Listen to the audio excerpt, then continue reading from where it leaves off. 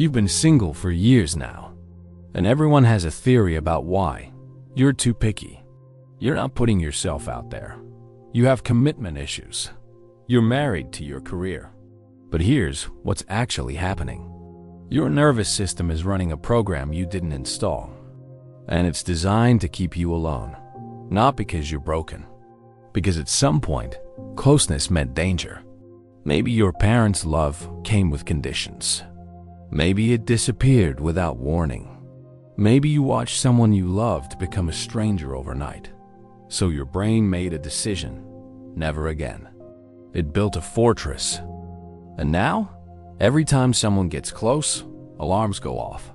Your body creates the distance your mind can't explain. You suddenly notice their flaws. You get busy. You feel suffocated. You ghost. It feels like choice, like standards, like independence.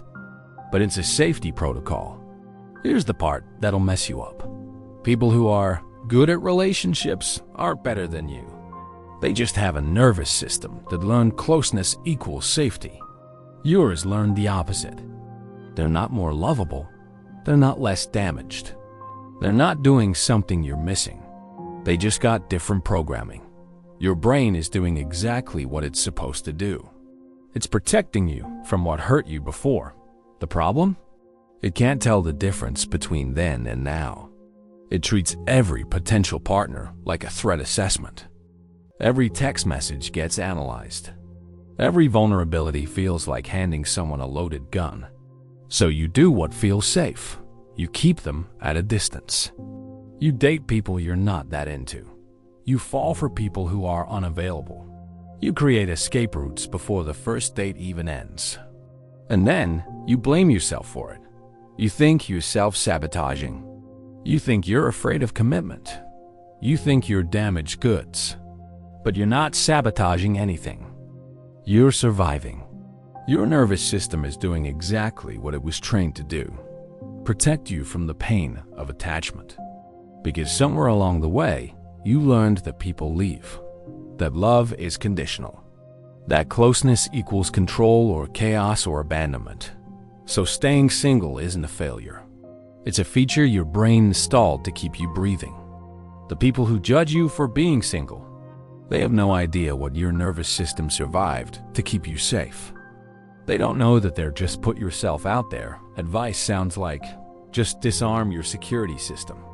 Here's what they don't tell you. You don't stay single because you haven't met the right person.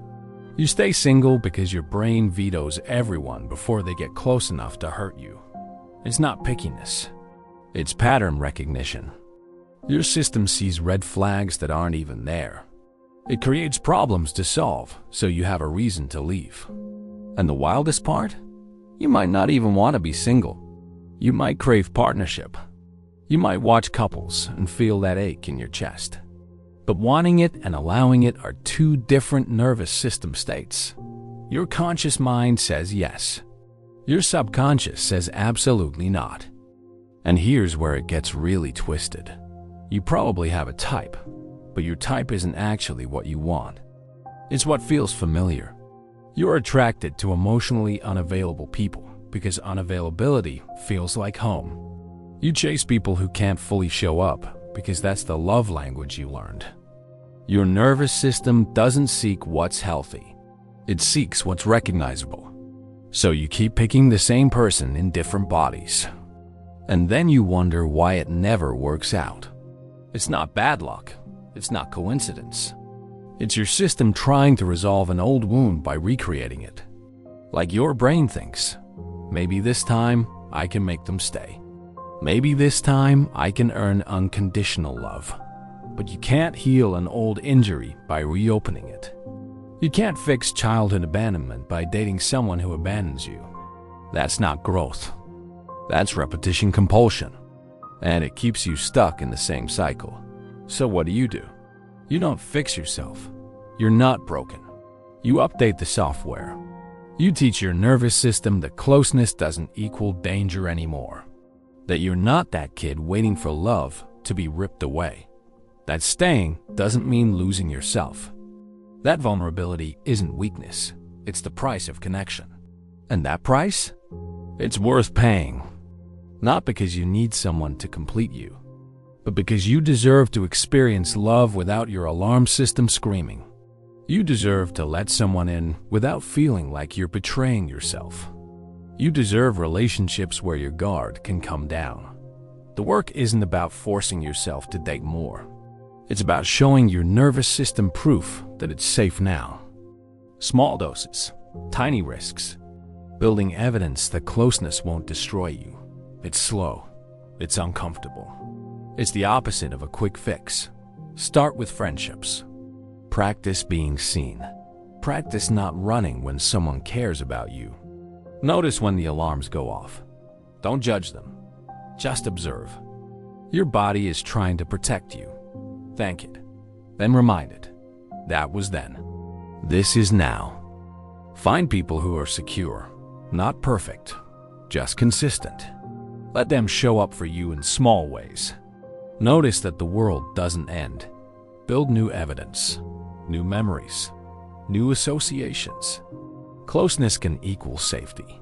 Love can be steady. People can stay. Not because you're finally good enough, but because you're allowing what was always true. You were always worthy of stable love. Your nervous system just didn't believe it. So you're not broken. You're not unlovable. You're not too damaged for partnership. You're someone whose brilliant mind learned to associate love with danger. And that same brilliant mind can learn something new. Because you're not staying single because something's wrong with you. You're staying single because something was wrong with what happened to you. And your brain is still fighting that war. Time to tell it the war is over. You're not afraid of love. You're afraid of what love cost you before.